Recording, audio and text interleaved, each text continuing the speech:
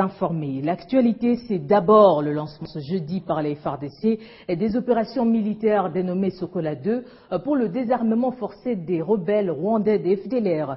Le chef d'état-major général de l'armée, le général Didier Toumba, l'a affirmé à partir de la ville de Béni au Nord Kivu au cours d'un point de presse conjoint avec le commandant des forces de la MONUSCO. Estimé à plus de 1000 combattants, les FDLR seront désarmés par les FARDC avec le soutien de la MONUSCO. La correspondance sur place de Martial Bendelo. Sokola 2, c'est le nom de baptême de cette opération de désarmement forcé de rebelles rwandais des FDLR dans la province du Nord Kivu. Le chef d'état-major général des forces armées de la République démocratique du Congo a procédé au lancement officiel de l'opération de traque des FDLR ce jeudi 29 janvier 2015 depuis la ville de Béni où il séjourne. Nous avons reçu l'ordre de la part du commandant suprême d'exécuter cette opération et nous disposons de tous les moyens nécessaires pour arriver au bout de l'ennemi, a indiqué le général d'armée Didier Toumba. Il souligne que la traque des FDLR est une opération exclusivement montée et exécutée par les forces armées de la République démocratique du Congo, tout en espérant à l'appui de la MONUSCO, partenaire du gouvernement congolais. Les FRDC n'agissent sous aucune pression. Si la traque des FDLR est lancée aujourd'hui, elle a été planifiée depuis bien avant, a fait savoir le chef d'état-major général des FRDC. Quant à la durée, l'opération ira jusqu'à ce que le tout dernier FDLR aura été neutralisé et éradiqué sur le sol congolais, a-t-il ajouté, avant de rassurer que les dispositions nécessaires sont déjà prises pour protéger les populations civiles dans la zone d'opération. Le chef d'état-major général des FRDC appelle par ailleurs toute la population de la province de Nord Kivu à soutenir et accompagner son armée qui est engagée à restaurer la paix et la sécurité sur l'ensemble du territoire national. Présent à la cérémonie, le commandant de la force de la MONUSCO, le général Dos Santos Cruz, a garanti à son collègue des FRDC le soutien total de la MONUSCO dans ses opérations contre les FDLR, mais un appui qui sera effectué selon la planification des FRDC, a-t-il conclu. Marcel Bendelo, Béni, Télé 50. Dans l'actualité également, le vice-premier ministre de l'Intérieur et Sécurité, Évariste Boshab, a eu une séance de travail ce jeudi avec la ministre centrafricaine de la Réconciliation nationale. En séjour à Kinshasa, question pour elle de recueillir auprès de ses compatriotes congolais les desiderata présentés au prochain forum de paix à Bangui. À en croire Évariste Boshab, 77 805 réfugiés centrafricains vivent en République démocratique du Congo. Mais bien avant cette séance de travail, le ministre de l'Intérieur et Sécurité a accordé une audience à l'ambassadeur de Chine en RDC. Une rencontre qui vient renforcer le lien de coopération entre la République démocratique du Congo et la République centrafricaine.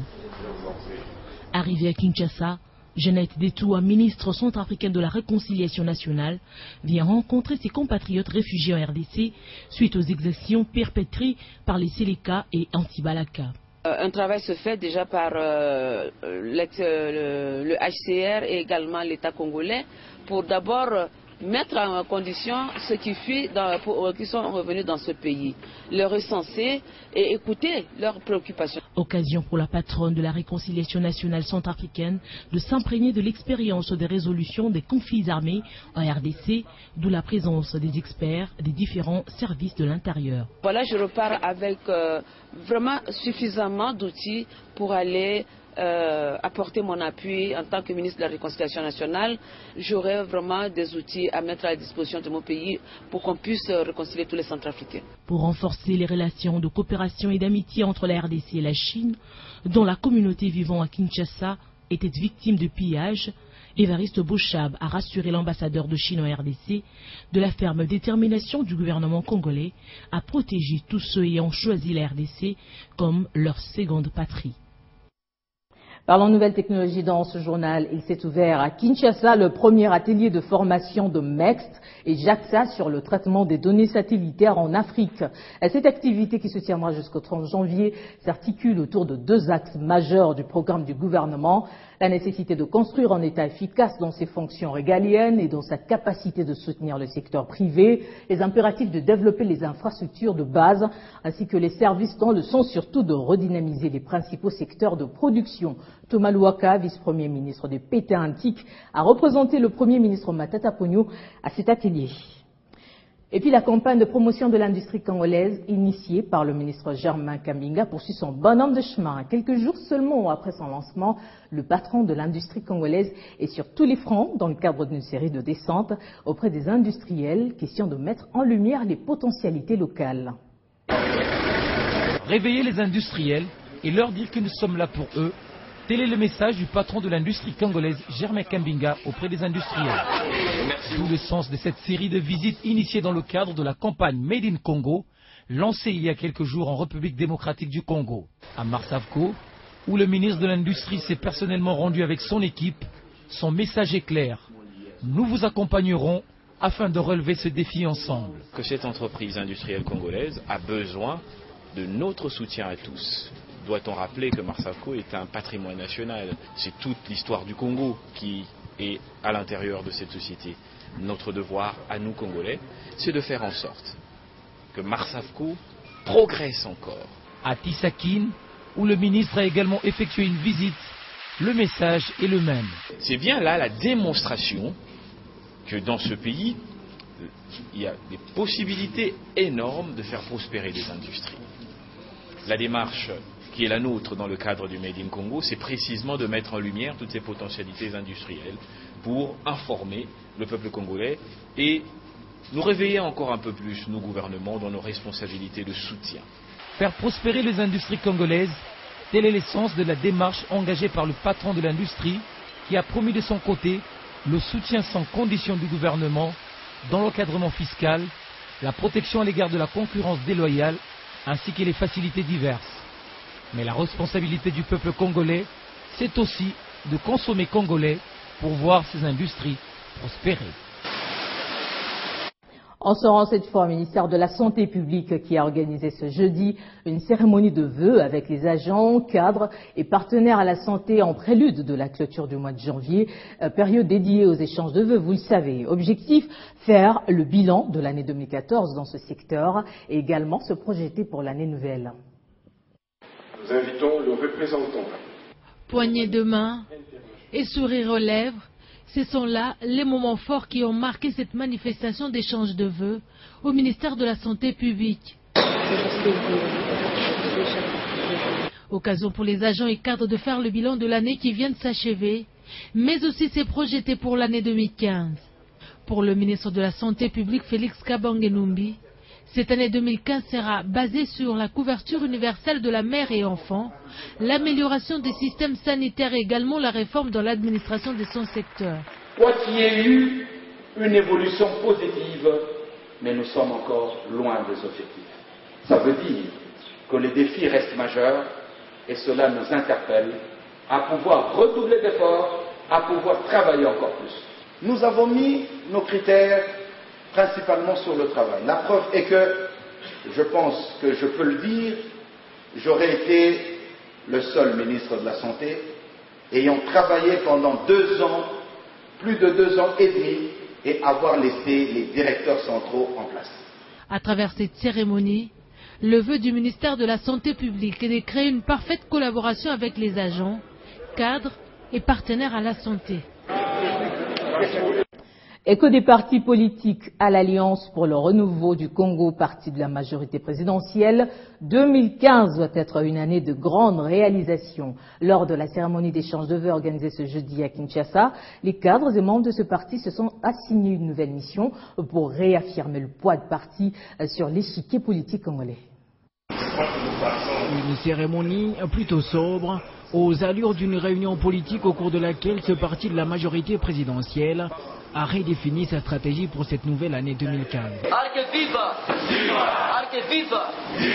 2015 est sans doute l'année des grands enjeux politiques et l'Alliance pour le renouveau du Congo attend mettre le bouchée double pour se lancer dans l'arène électorale et tous les militants ont le devoir d'y participer. L'Arc Kinshasa souhaite que se réalisent vos désirs pour les partis à cette nouvelle année 2015. Les militantes et militants de l'Arc Kinshasa pensent que le moment est venu pour qu'il y ait un nouveau souffle dans la gestion des partis pour booster le parti au devant de la scène politique dans la capitale et en arrière-pays au même rang que les autres partis. L'arc qui a pu engranger un ministère et non le moindre au sein du gouvernement de cohésion nationale et plusieurs sièges au Parlement compte tout de même se redimensionner dans la sphère politique congolaise où elle veut bien jouer un rôle prépondérant dans les mois prochains.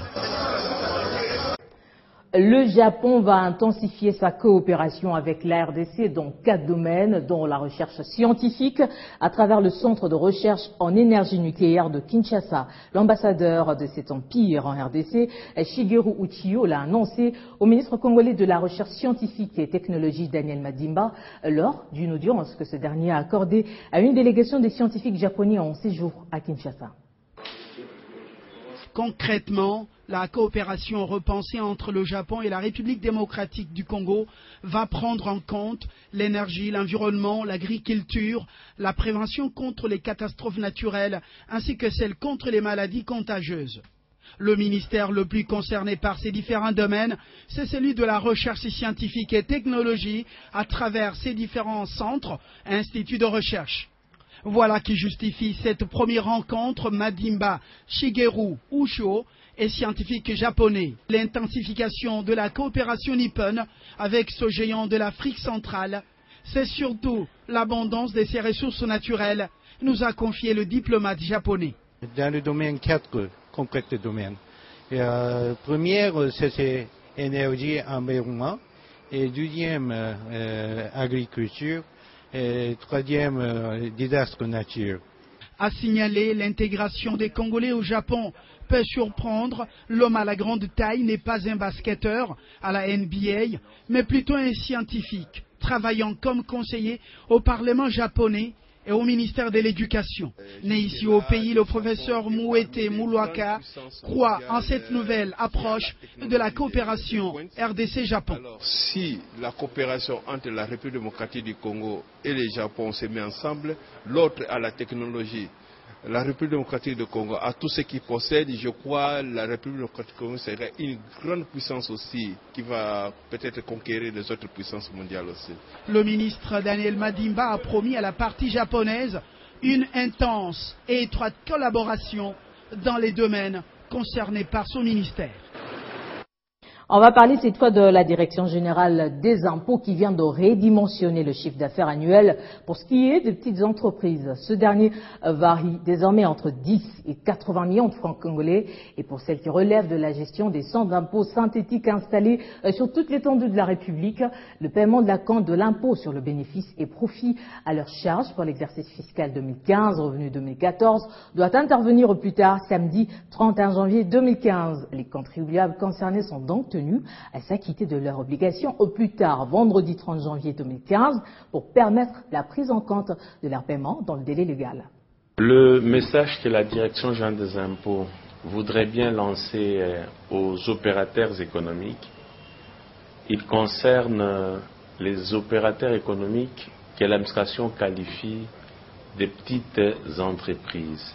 C'est un message lancé ce mercredi par le directeur général adjoint de la DGI qui ne voulait pas que les contribuables soient surpris. L'impôt sur les bénéfices et profits à charge des petites entreprises, c'est-à-dire des entreprises qui réalisent un chiffre d'affaires supérieur à 10 millions de francs congolais et inférieur à 80 millions de francs congolais, ce sont ceux-là qui sont concernés pour le paiement de l'acompte sur le bénéfice, de l'impôt sur les bénéfices et profits, qui représente 60% de l'impôt dû. Les contribuables risquent de confondre le chiffre d'affaires et le capital. Vincent Kabois rappelle la différence. En fait, le chiffre d'affaires n'est rien d'autre que les ventes qu'on a réalisées pendant l'année ou les prestations de services qu'on a fournies aux clients pendant l'année. Ces prestations de services, lorsqu'elles sont valorisées, cette valeur-là représente le chiffre d'affaires annuel. Et quel est le traitement réservé à ceux qui ne seront pas en ordre? Il y a des pénalités de recouvrement qui sont prévues pour tout contribuable qui paierait cet impôt en retard ou qui n'aurait pas payé entre-temps. Les contribuables sont donc appelés à s'acquitter de leurs devoirs avant le délai.